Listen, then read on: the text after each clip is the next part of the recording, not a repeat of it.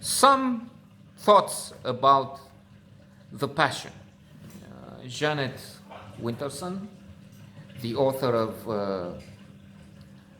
of this acclaimed novel. It is on the list of the best 1,000. No, I'm sorry, it's not the best, but 1,000 novels everyone must read that you can find on the internet. She has also written, and I've read that, and I have a note on the blog on Oranges Are Not the Only Fruit. So what we have here is, or are, a few stories that interconnect. We have Henry to begin with. He is the one who kills innumerable chicken, alas, for the poor animals. For Napoleon is associated with chicken. He eats chicken all the time and in vast quantities, small as he is. Indeed, one reason why he has chosen Henry is because this fellow is smaller, and Napoleon, as we know, was a very short guy. In fact, he's the one that has generated the Napoleon complex, in that short people try to compensate, overachieve, show that they're not small, but in size, in physical size, in spirit, in power, in potential, they're huge. Putin might be an example of that.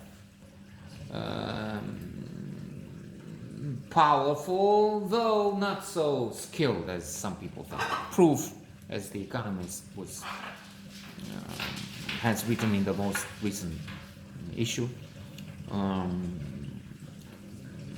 What happened to Navalny, who fortunately, alhamdulillah, survived, is proof of the incompetence of that regime, really. They were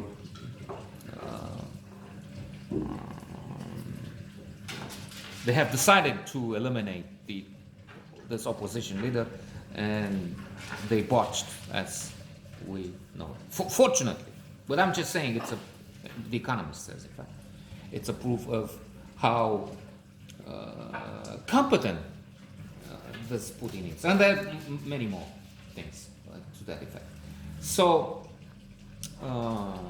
Napoleon and Napoleon effect. There is the Harding effect, the opposite. People select, in fact, not short men and women, but very tall ones. 1/3 of the CEOs in the top 500 Fortune companies are very tall, extremely tall. They're around 190 centimeters tall, and in the population at large, they represent only 3%. So they're 10 times overrepresented. That's because, again, it's a proof. It's in no, not Outliers. I'm sorry, but the other classic, another classic, because he has quite a few. He has also The Turning Point.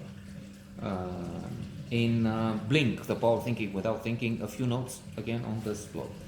Trying to return to the Passion, on which I will write in the next 1 hour, in the next 60 minutes, inshallah, a note on the blog, written. When I said I will write, it means written, but there you go. I make mistakes. There's a gruesome description of the campaign in Russia, wherein people were so cold. If it's true, I don't know if it's all fiction. Well, Napoleon was short, so it's not all fiction. I think I also heard this, that he was dealing with women in 3 minutes. He was not even taking his sword off, it says in the book. I think I've written somewhere about that. That may be historically accurate.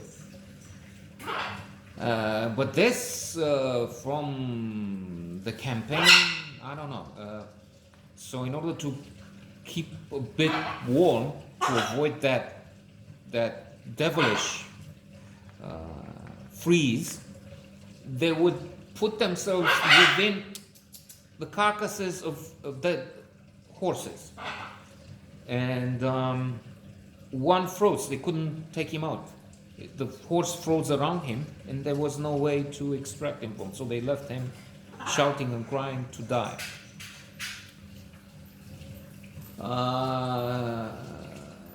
In Moscow, or was it near Moscow, our protagonist meets a girl he falls in love with, and then they travel all the way. Wait.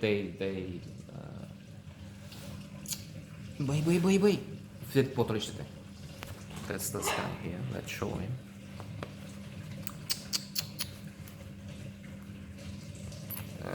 They become deserters. They desert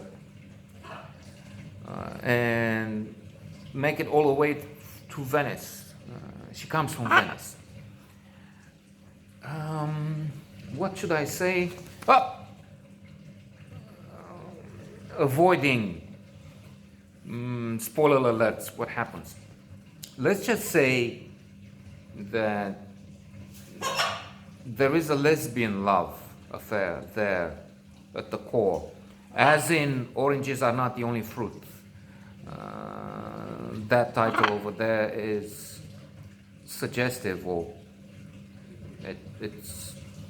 it plainly explains that it's not just heterosexual love, as people, hey, Termina, it's destroying this precious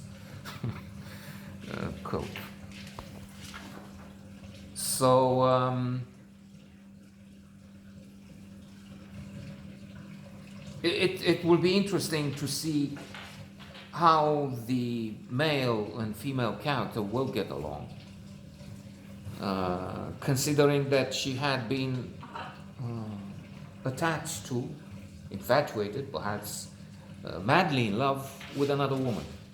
So is this going to work? Is this bisexual? Is it a bisexual orientation? Or what? Interesting. Thought-provoking.